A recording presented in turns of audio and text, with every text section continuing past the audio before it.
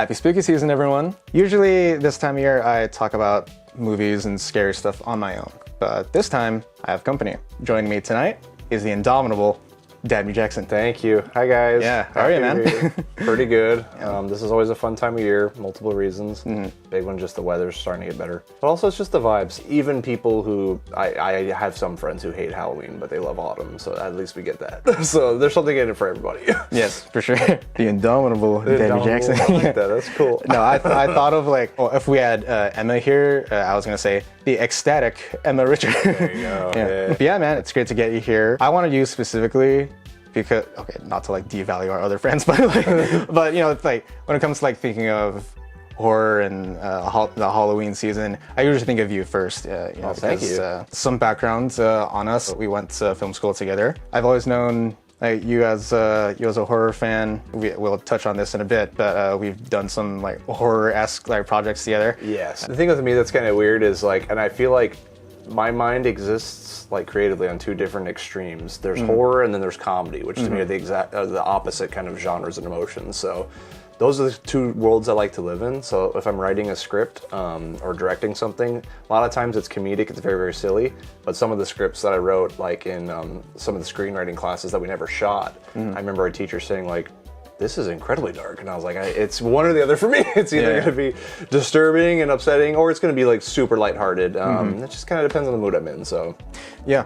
Just to kick this off, some of our favorite horror movies of all time. Let's pick out our Letterboxd top 4 of favorite horror films. And okay. I'll go first. Yeah, absolutely. Easy pick for me, Evil Dead 3, Army of Darkness. Army of Darkness. That's like, Would you consider it horror, or? Yeah, so. It has deadites in it. Yes, it has horrific imagery, but it's so fun. Yes, exactly. So an action fantasy adventure with horror. Checks off every box. Yes, with horror elements and dark comedy. Right, you know? and it is based upon, it's the third installment of a horror series. Okay. Yeah. It just leans way more heavily into the like campy aspect of it. Evil Dead 2, which I watched just this morning. Oh yeah. Yeah, I feel like is a great like transition from the first movie into Army of Darkness. Yeah. But of the three, I really love Army of Darkness. It's so fun. One of my Warhammer Halloween campaigns, like a D&D campaign, I based off of Army of Darkness. Right on. I know the climax of the movie, it always feels like it's almost like the build up to like Helm's Deep or something like that. Lord of the Rings. It's just with skeletons. It's like the only way Helm's Deep would be cooler. It's like we had like deadites and stuff there. Yeah. So that's one of those movies, because I think it's Universal, right? Was the distributor? I think maybe I think it's Universal, but it's one of those movies that you watch it, you almost can't believe it exists.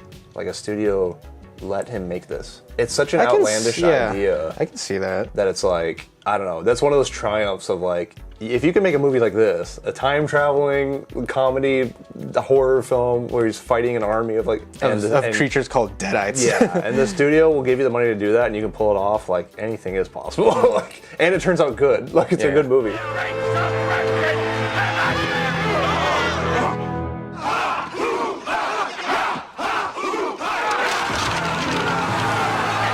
Well, let's go back and forth for viewers. This one's kind of mainstreamy, but I'm just going to say it. So the first horror movie I ever saw as a kid was the first Scream. And it was my introduction to horror films, because it's a movie where they talk about other horror films. So in it, I learned that movies can be meta and postmodern, and this is this. And it can exist in multiple realms of being very suspenseful, as well as very funny, high energy. Basically checked off every box that tickled my brain as a kid, where I was like, this is so fun. I was scared, but I was like, this is so fun too. And then it was a gateway, because they name dropped like 12 other movies. So I made a mental note. So every time we went to Blockbuster as a kid, I was like, they talk about Halloween, they talk about Nightmare on Elm Street, they talk about Friday the 13th. I don't know what these are, but apparently they're important because they exist. This movie exists because of them.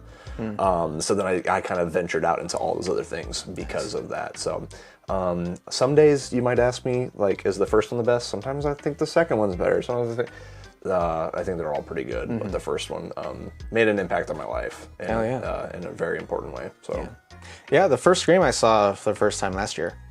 October. Oh, yeah. Again, one of those like I had heard a lot about growing up. Yeah. And I'd seen like scenes here and there. Yeah. But yeah, that was my first time watching it like in its entirety. I think, I'm biased, I think it's aged like a fine wine, because when it first came out, very popular. And then in the 2000s, it was popular to like dunk on it and kind of make fun of it. And now there's been this rebirth where like I see just people just like love it again. Yeah. It just, once you hit a certain anniversary, just things just, I guess, they find their audience. And now I'm seeing, I'm meeting some people, young people who weren't alive when it came out, who are like, oh, I love it. It's a top 10 movie for me. Like, they love it. Never, ever, ever, under any circumstances, say, I'll be right back. Because you won't be back. I'm getting another beer. You want one? Yeah, sure. I'll be right back. Another favorite horror of mine from 2007, directed by Bong Joon-ho, who did Parasite. Someone called The Host. The Host. Okay. Yes. So I owe you an apology, because you've been talking about The Host for years, and I've seen some clips and stuff, and I still haven't watched the whole thing yet, but it is something that you've recommended for a long time. And this is October. I should probably get around to watching it finally.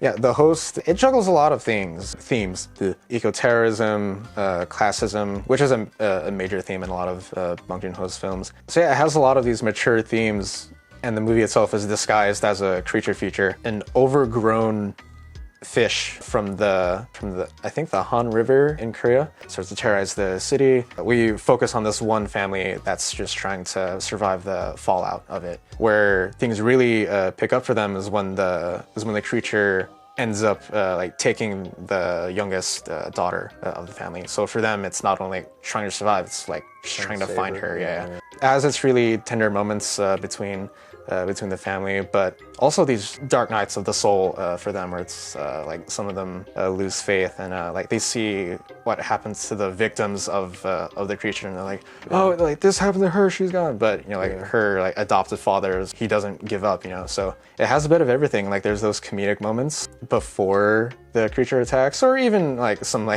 slips of humor like here and there, like with the older brother and daughter in the movie, and so nicely shot too. Bong Joon-ho really loves Steven Spielberg's style. More than a few times throughout the film, he'll deploy the Spielberg oneer, where the camera will just sit as a conversation plays, and it'll adjust itself as characters move in the scene. It's so well done. You know, it's one of those things where you don't even like notice it happening unless like you actively like look for that. From a craft perspective and narrative, I think The Host fires on all cylinders. It's like a mirror opposite to Army of Darkness, where it's like really campy, like fun horror, and then you have a body horror, like family torn apart, like monster flick on the other side. Yeah, that's a good spectrum of. But that's the thing with the horror genre; it is pretty wide. There's so many different. Avenues to explore. Yeah, and The Host I saw when I was far too young to see it. I was probably like those are the ones that stay with us. Yes, indeed. Those are the ones that stay with us. I was probably like 8 or 9. Yeah, so it's even more effective. So it's like I could, in theory, watch it now as an adult and be like, okay, it's good. It didn't scare me though. But it's like, yeah, if you watch it at the right age and right time. Yeah, I believe. Could be goated in your eyes, you know? Yeah, I saw it renting it from a Blockbuster. Where there used to be a Blockbuster down the street from my house. The movie poster of the tail, coming out of the water, holding the girl. I'm like, oh, what's that? Is that a sea monster movie? And just not too long before that, I had seen Godzilla for the first time. So I was like, oh, another like fun monster movie. I put it on. I'm like, this isn't fun. This isn't fun at all. There's a scene where the monster is like regurgitating all of its victims' bones like an owl. And like, that's horrifying to see as like a 9-year-old.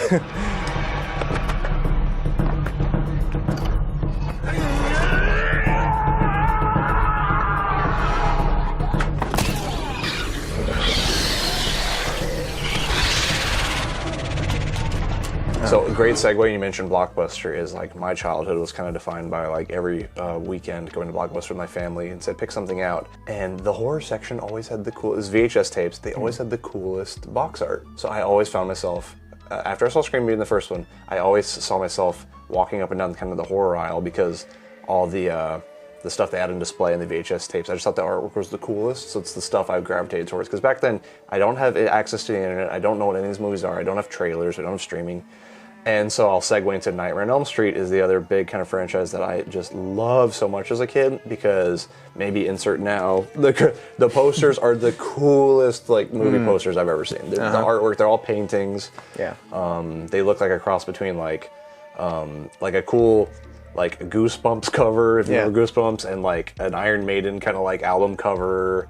And then, obviously it's got Freddy Krueger on it from Nightmare on Elm Street. The man, the myth, the legend. And they say don't judge a book by its cover. No, we all judge books by their covers. Be honest. Yeah, exactly. So thinking in my head, so that franchise as a whole, it's a roller coaster for a lot of people. A lot of people say like there's only one or two good ones. I love all of them. Like, so I have you have a pretty big collection of stuff. I have a big physical media collection of like Blu-rays, DVDs, blah, blah, blah. The whole Nightmare on Elm Street collection on September 30th got released in 4K remastered for the first time. I just got it. I watched part 2 last night. Nice. I skipped 1 because 1, I was like, I'm kind of going to save it a little bit closer to Halloween because the first one's very special to me. So, and I'm also going to save my personal favorite, which is part 3 is the best of the series, Dream Warriors. I just saw part 3 yesterday. Oh, you did? With because Harkins does their Tuesday Night Classics. Oh, you showed it there. Yeah. Oh, I wish I could see that on the big screen. Well, I'm about to watch it on 4K soon. So. Well, the big screen would have been 4K. Yeah. Did you like part 3? Yeah, I enjoyed it. Okay, so when you're 9, it hits really hard when you're 9. Sure. So that one, to me, it was the perfect balance. If you watch some of the latter films, the tone of them is more like Army of Darkness, where it's like, so part 6, a lot of people hate. I actually really like part 6. It's called, the title's a spoiler, Freddy's Dead, The Final Nightmare. Oh, damn. Came out in the early 90s, and it literally is like an Evil Dead 2 or Army of Darkness kind of tone. So a lot of fans just hate it, because they're like, it's Freddy's breaking the fourth wall. He's just letting loose. It's not really scary, but I'm like, it's a Bugs Bunny cartoon that's very violent. I think it's great. He's very charismatic. It's a lot of fun. There's amazing dream, nightmare, death sequences that are just really funny and creative. But I feel like part 3, Dream Warriors, is the best because I think it's the best balance of like when he's very, very evil and scary in the kind of early installments, and the latter installments he's more charming and kind of charismatic. And it's like there's some crazy dream sequences that are like there's the kid with the puppet veins and stuff. Yeah. That's pretty awful. But then you get like the TV one that's like hysterical. It's like so cool where the TV comes to life and smashes her head. He says the famous line and stuff. So it's a perfect. Cut to prime time, bitch. Yeah, that started the whole like he's always cursing, and this kind of started in that movie. So, so Dream Warriors to me, it's like a dark fantasy. You know? And it's one of the only things that's like a lot of these types of franchises like slashers. You're rooting for the killer in a lot of ways because you just want to see cool kills because you don't care about the characters. Elm Street's one of the only series where they make the teenagers that are going through it actually like sympathetic. You actually feel bad for them. You still want to see crazy dream deaths and stuff, but there's actually some development of like, well, if they can face their fears, they could overcome it, right? So it's like the writing, I just think, and the ideas are better than like a Halloween or Friday the 13th. There's cool deaths, but the characters, you really don't care if they live or die. But like Elm Street, there's the girl in Dream Warriors who has the drug problem. So it's like she believes in herself and overcomes it, but then like his fingers turn into heroin needles. Like, you want to get high or whatever. And it's and that then she gives into her fear and her anxiety, and so then she loses. It's like, but you know, so there's like there's a rhythm to it, a give and a take. Where Freddy is insanely powerful, but also there's some kind of corny but like hopeful ways that you can overcome him. If you believe in yourself and can overcome your fears, you can defeat him. Yeah, he was always kind of my favorite as a kid. That was my favorite installment because I thought it was a perfect kind of blend of like scary and suspenseful, but also fun, fantastical characters you like. They feel like X-Men by the end. You got the strong kid, you got the kid, the kid with the Harry Potter powers and stuff. There's like, the D&D kid basically. The addicts girl. Yeah. Her dream power, she just gets knives. Yeah, and a mohawk. She gets knives and a mohawk. That's her dream. She couldn't have gotten anything better. There's a kid in a wheelchair who, like, in his dreams, he can walk and he's Harry Potter. He's like a D&D dungeon master, can do magic. And she's like, I have tiny knives and a mohawk, but aren't I cool? And Freddy's like, yo, you're dead. Like, that didn't help much. Those movies have a little essence of cringe to them at times. And that's kind of what makes them fun. They're very 80s. The effects are very, very fun. They're all practical. Some of them hold up incredibly well. Some of the optical effects are a little silly here and there. What I'm really excited with the 4K set is Part 5. Dream Child has an uncut version for the first time. So Dream Child was all these movies are rated R, and it came out in 1989, I think. And The MPAA towards the end of the 80s, all of a sudden, I don't know, they just became more conservative or something. They're getting more strict, right? Yeah. So late 70s, early 80s, a lot of these franchise movies are very graphic and brutal. They're getting away with all kinds of stuff. And then a lot of their sequels, like the latter kind of Friday the 13th movies and some of the latter Freddy movies, they're cutting away from everything. And so Dream Child is one that there's now a 90 minutes, 1 minute longer, unrated cut that's on the 4K set, which you could only ever see the footage on YouTube super low res for a long time because the MPAA said we're giving it an NC-17, it's too violent, you gotta cut it back. I'm excited to get to that one. I've seen the clips on YouTube, and it's one of the only times I've ever been sick, like felt ill watching something. Damn. There's a scene, I'll be vague. There's a girl who's at a dinner table, falls asleep, she wants to be a model. So that's her character, right? So then in the dream, she wakes up at the dinner table. Freddy straps her to a chair and is feeding her things you don't want to eat. And he's force feeding her to death. It's already really gross. I remember this, yeah. It's already really gross. Her cheeks are filling up like a squirrel. And he's in the unrated one, it's like, it makes it very clear he's feeding her like blood and guts against her will. And the part that made me ill, the makeup is so good that in the unrated one now is he kind of opens, she's in like a high chair thing. He opens it up and then stabs her in her belly and her guts where the food that she's digesting, scoops it out and puts it back in her mouth. And Freddy's just like that. He's very sadistic, he's very evil. And the stuff in those movies though, there's so much imagination to them because it's based on like nightmares and like abstract imagery. And it made me, I haven't seen it in 4K yet, I'm kind of excited, but I remember seeing it on YouTube when I was young, low res, and I was like, it was really gross. The makeup effects of it on her dress, like, because it wasn't just blood and food, it was really, really gross. Naturally. And it's your second favorite movie of all time, or franchise of all time. Love Nightmare on Elm Street. Dream Warriors was my favorite as a kid, but a lot of the installments are a lot of fun. So, well, we love to hear it. yeah.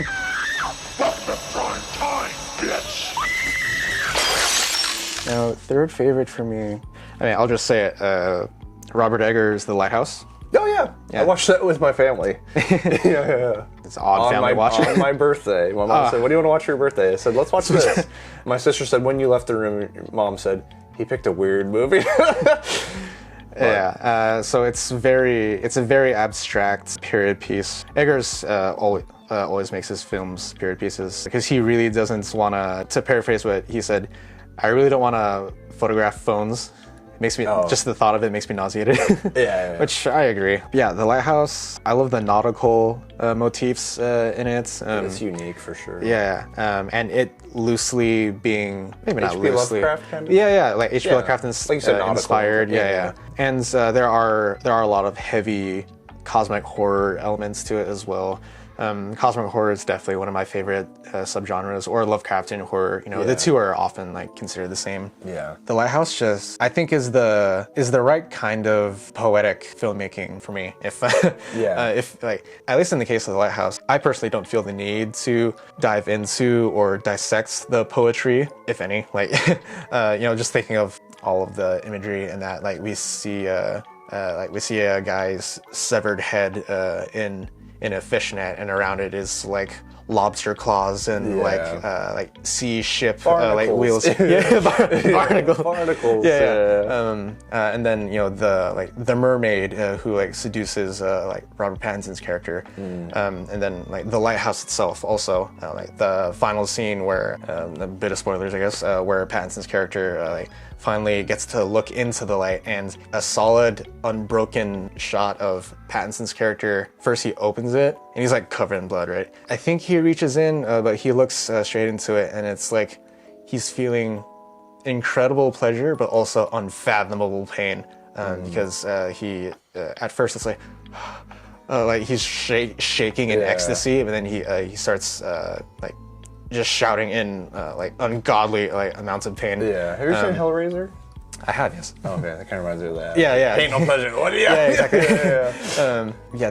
Now, I personally have a theory about that scene. Like, as far as like, what is he seeing in the light? Easy answer for me. He's looking at Cthulhu itself, or Cthulhu. Yeah. Side tangent. I heard Cthulhu pronounced as Cthulhu first, despite being spelled Cthulhu.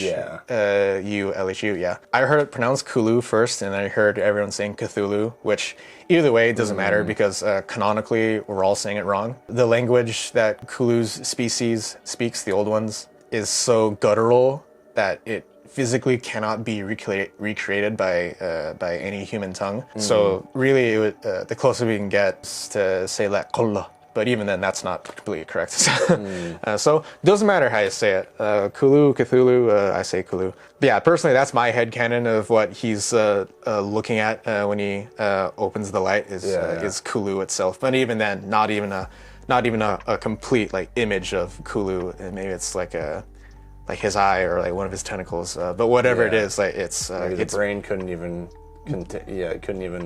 process the whole thing. Like whatever it is, like it's like everything at once, you know. So that I loved seeing that in theaters. Yeah, I also love the ocean. So and it's so beautifully shot too. It looks great. Yeah, like so many of the frames are like painterly. I actually saw a video comparing old ocean paintings and comparing them side by side to some of the scenes. And Eggers, whether intended or not, definitely took influence. I'll touch on this a bit later. For one of my shorts, I took a lot of inspiration from The Lighthouse, like just visually. Yeah, as far as story, like, there's not much to speak of, but it's one of those where it's an experience. Yeah, exactly. Yeah, it's more of an experience. Exactly. It's more of the experience of it and like appreciating the art of it. For sure. Which is why I love it so much. For sure. Like you said, you love the ocean because I'm like, if this topic ever comes up of things that we hate or are afraid of, it's the ocean. We'll get to that soon. Yeah. Danny! Let Neptune strike ye dead, Winslow! Hark! Hark! Triton! Hark! And then a third pick for you. So it's a classic, but it's one that lived up to the hype for me, and that's Psycho, Alfred Hitchcock's Psycho. Oh, okay. So I haven't seen that one yet. So I love it. I don't want to like it's at least not in its entirety. We've all seen the shower scene. Yeah.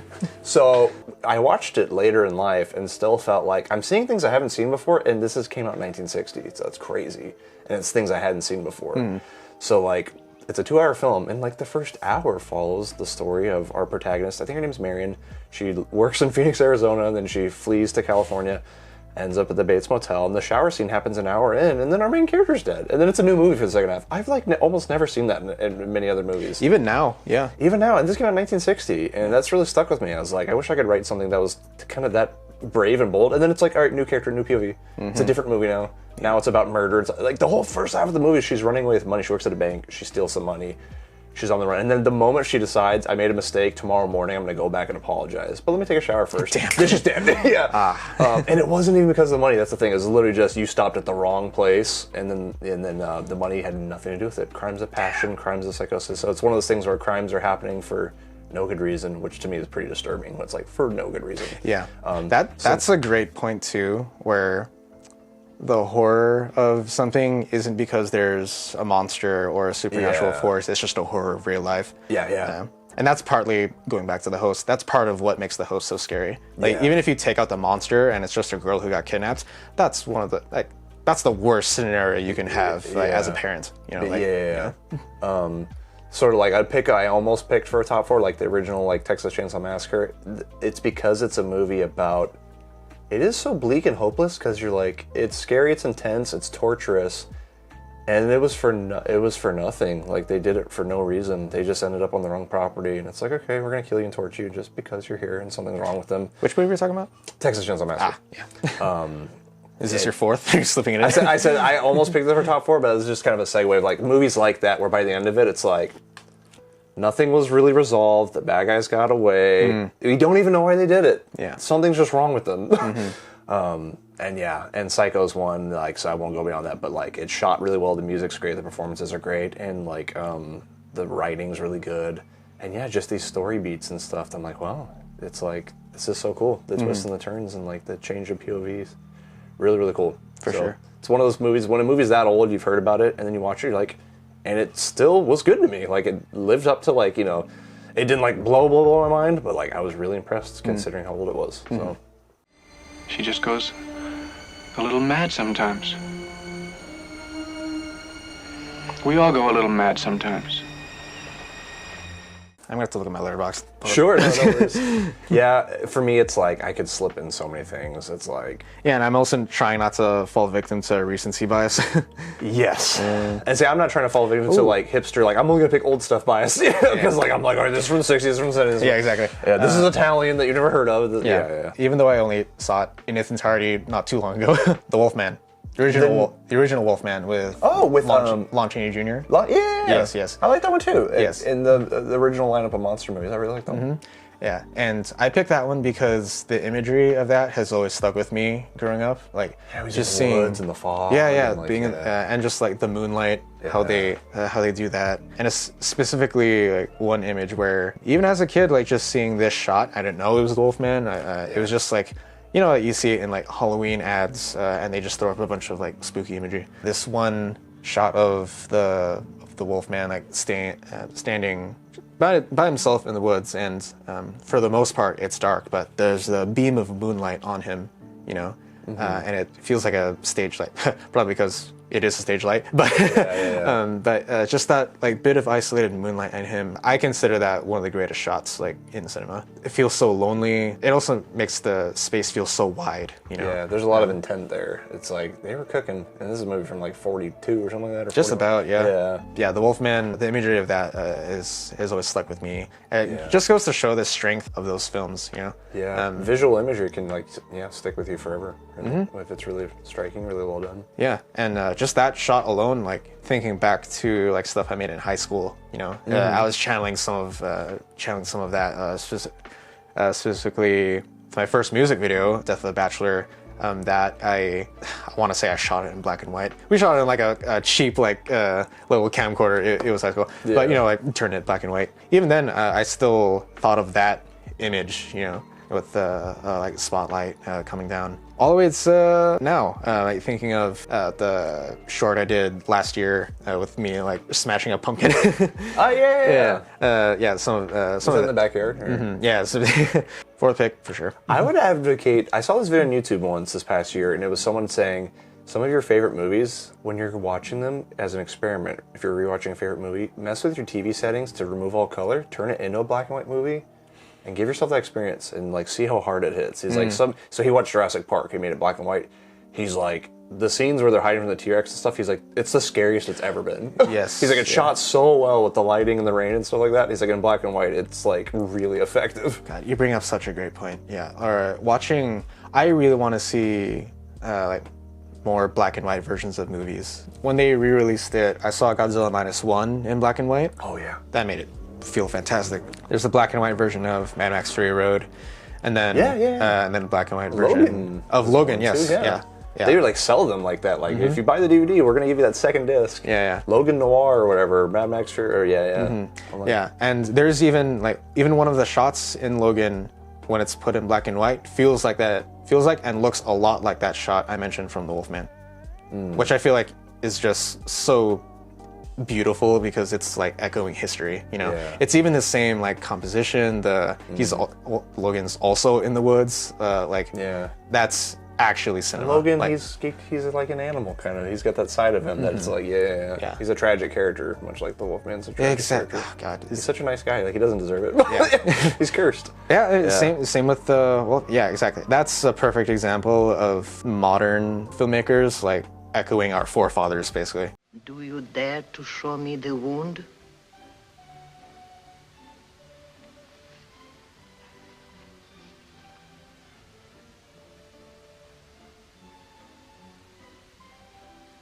Go now, and heaven help you. So I'm gonna pick. It's not okay. A little unconventional. Maybe people haven't heard of it. It's a movie called Bully from like 2000 or 2001. Have you heard of this? I've definitely seen the poster somewhere.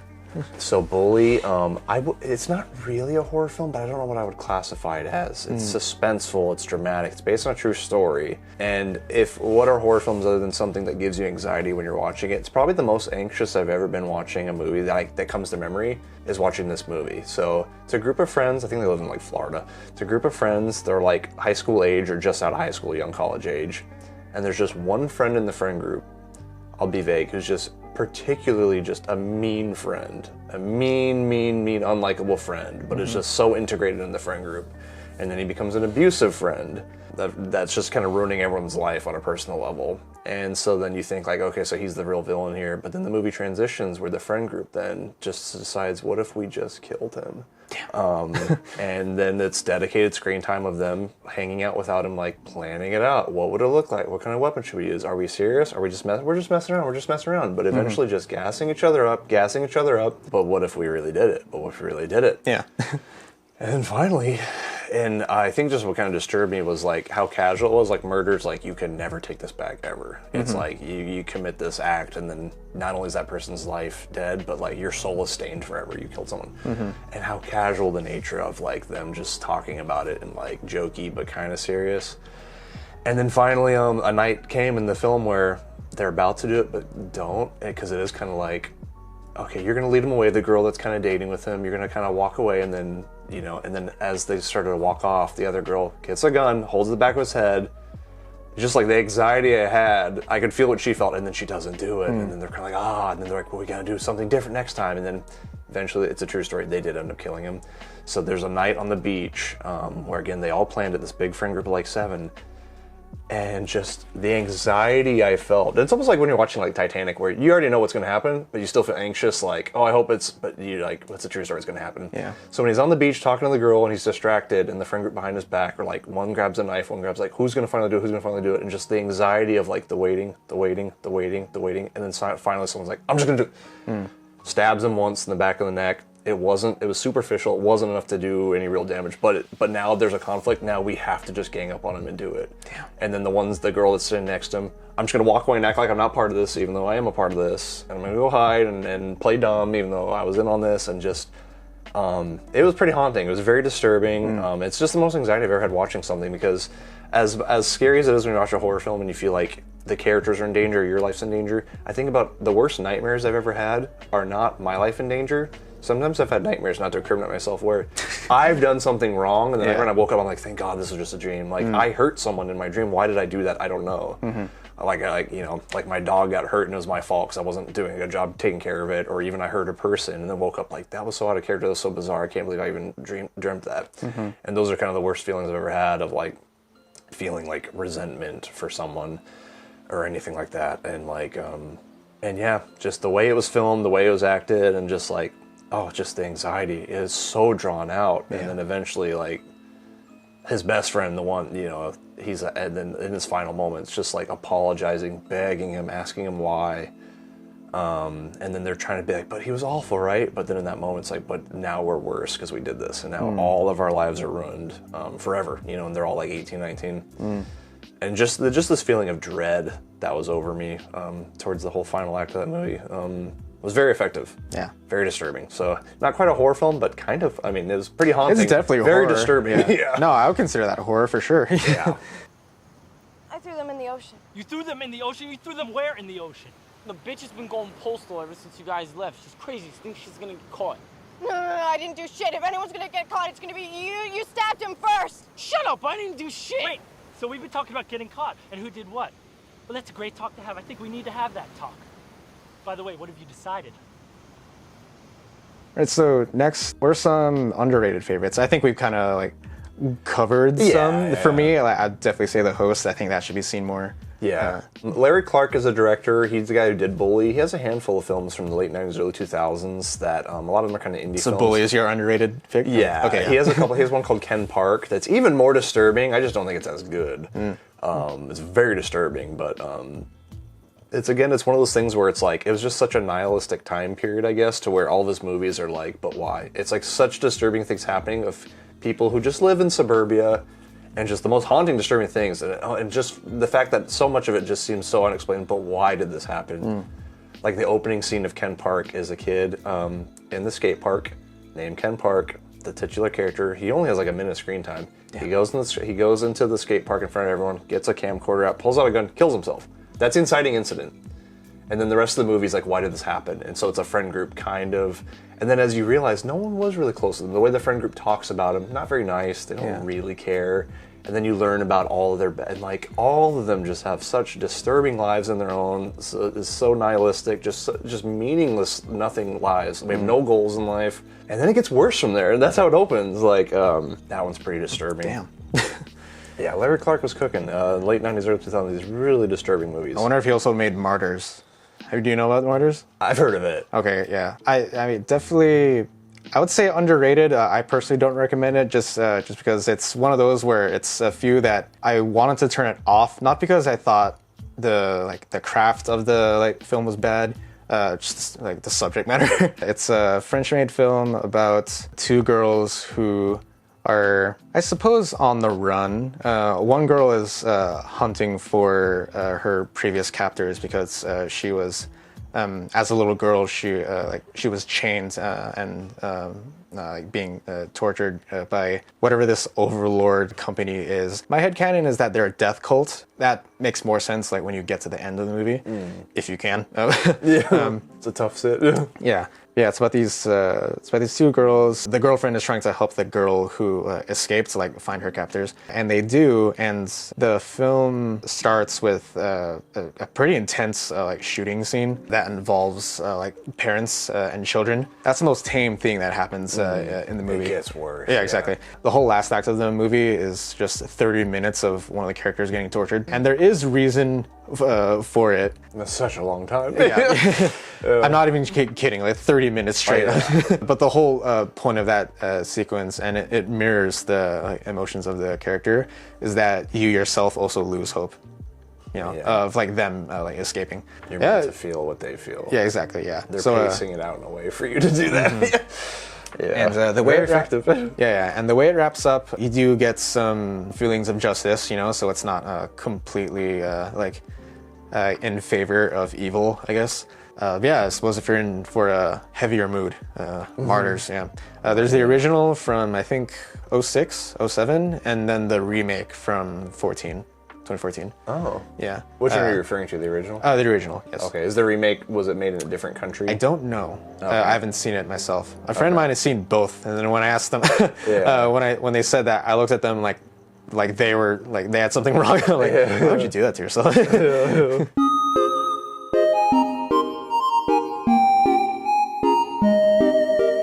All right, now kind of a zinger here. What's a horror movie you want made? And I'll kind of mix that in with the last bit here. What's a horror movie you want made? Either one you want to make yourself, so this can also this could also be an idea pitch. Yeah. Or just a mash of something ideas. like would it take this movie and then mash it? Have a baby. So before we started rolling, I kind of mentioned an idea I had. Something like this might exist, but I've never seen it. It's kind of a combination of an old school noir film, like a detective black and white kind of noir film, but make it a horror film. Make it start off, it's black and white, it's very much noir, it's a crime scene. And then movies that zigzag and unravel, it shouldn't be and then, it should be let the story unfold and just evolve into something very horrific is taking place. I just feel having the smoky alleyways, the jazz music, and then you're expecting one thing, and then it just becomes more haunting and more disturbing. That's something I would like to see. Now, whether it's supernatural or not, I haven't quite decided yet. If you go supernatural route or just there's a killer on the loose, blah, blah, blah, and then now the detective is, getting too close, so his family's gonna be a victim. I don't know. We'll see. But in my head, visually, it seems really cool. So, yeah. No, I love that. Well, what kind of black and white, style-wise? 30s, 40s, Americana vintage, or Sin City, really solid. Oh, I see what you're saying. Yeah, I would say vintage, 40s. Okay. The Maltese Falcon and stuff like that, and some of the few famous noir films that I've seen, like that. So you really think you're getting it's a throwback to those, but then they throw you for your lip because it's oh, this is and make that really intense. Yeah. Okay, on multiple layers, I love this. Thinking of this as a cinematographer, I would seek out an older camera, on purpose. Not not doing the whole shoot it on a modern camera, then beat up the footage, make it black and white. Like, yeah, anyone can do that. No, how the lighthouse looks way older than exactly. It's not just black and white. It literally looks like it was shot in a different era. Yeah. And in large part, they did shoot it on film at least. I don't know if they used an older camera specifically. And it was like open matte, right? Like 4:3. The sides were cropped instead of a traditional kind of like white. Not 16:9 or super wide. Yeah, it's a box like 4:3 kind of format. Yeah. I love how stylized that is. That sounds awesome. Now for me, while you're thinking about old school noir, I'm thinking in the far future. I really want to see, and I've mentioned this to you, I really want to see a cyberpunk body horror film. Yeah. Now, when we think cyberpunk, one of the first things we think of, and this is a calling card of the genre, is body modifications. Yeah. Is this like stuffing your arms, legs, like replacing your lungs and whatnot. What if that shit goes wrong? Oh, I see. Yeah. So like you're establishing a world where like this is a normal thing that happens because it's like this era and stuff. Yeah. But I want to take that a step further. Take cyberpunk and then put The Thing in it. John Carpenter's The Thing. Yeah. So now you have these would it actually be like an alien type thing? Or? So I do have a story in mind for this, and I've actually sent you like a bit of a. Yes, I do remember. I've sent you a bit of a script. There's a campfire thing, and yeah. So in my story, it's not an alien. It's the old spirits of the Samhain days, like the first pagans who like dressed up in costumes and danced around campfires. Like that's what the first Halloween was, and they did that to ward off evil spirits. At least my headcanon, like for this story, how that tradition has evolved like over time, like to keep the spirits away is going out trick or treating because people still dress up and we still light fires even though we don't literally dance. There's still like Halloween parties that take place now. So just that act of like celebrating Halloween that way is still enough to keep the spirits away. As far as the lore goes in my story, in the cyberpunk future, people don't do that anymore. Or like just the notion of celebrating holidays in general, be it Halloween, Thanksgiving, Christmas, whatever. No one does that anymore because cultures have been like cannibalized basically. It's all about consumerism. Any notion of personality and celebration has basically been stamped out by like mega corporations, just like giving people what they want, like instant gratification. I'm still like writing this out, so bear with me. But basically, when those spirits have like taken notice, that's when they come back. That's when we get this sort of John Carpenter, like The Thing style body horror because they're starting to like attack now. And so we get people with like rocket launchers in their arms, like turning into like these monstrosities. And now the creatures themselves, like they don't know that they have a rocket launcher like in this part of their body. It's just there, and they can go off at any time. Is it predicated on like their emotional state or anything, or? I suppose it could be. I mean, when you look at The Thing, the creatures definitely know when to attack or when they're in danger. Yeah. So yeah, I guess it's very intelligent. I think. Yeah. Yeah. Yeah. Okay. Yeah. I guess it shouldn't just be the whatever chrome they have shouldn't just be vestigial. Like. But yeah, that's my idea. The Thing mixed with cyberpunk. So I love how we're on different eras. Yeah. Now I was thinking too. I was like, something like an ancient period piece type thing that's like horrific to be kind of cool. Something just like different. Yeah, or it's something either in the future or like way in the past. I started writing a couple of years ago and I never finished it. It is a detective noir type story, but I never had the horror element. But now it's like. I had writer's block for a long time. It's like, what if I just, maybe that's what I was missing. And it was kind of like a detective who, the opening, he's at a funeral, his partner had died. And it's one of those stories where he has the new partner and it kind of opens up, kind of cliche, like, I don't need no partner, chief, la la la, and he gets his new partner. And then he's tracking down the serial killer and he starts to believe that the serial killer has like split personality or something like that. But then it's revealed, this isn't like an end of the movie reveal, it's kind of a huge plot point that it's like, it's actually our hero is the one who's suffering from mental health issues. He's the one who has like split personality. His new partner does not exist. It's a figment of his imagination that he had to, because of what he's experienced, he had to concoct it because it's making his job a little bit easier, isn't that? It's like Fight Club. Kind of, yeah. So then I thought that'd be kind of interesting. So it's like two cops. So it's like, because usually in stories, a character that's mentally ill is always going to be like the villain. So it'd be interesting if that was our hero, actually. And that's kind of what's helping him out. But now I'm like, oh, he has throwing a horror element, though. That kind of interesting. So maybe he's tormented by it. I don't know. But Nice. Well, that'll do it for this first part. Join us next time where we're gonna get into some more personal anecdotes when it comes to like our past in film school and stuff we made together. yeah. Yeah.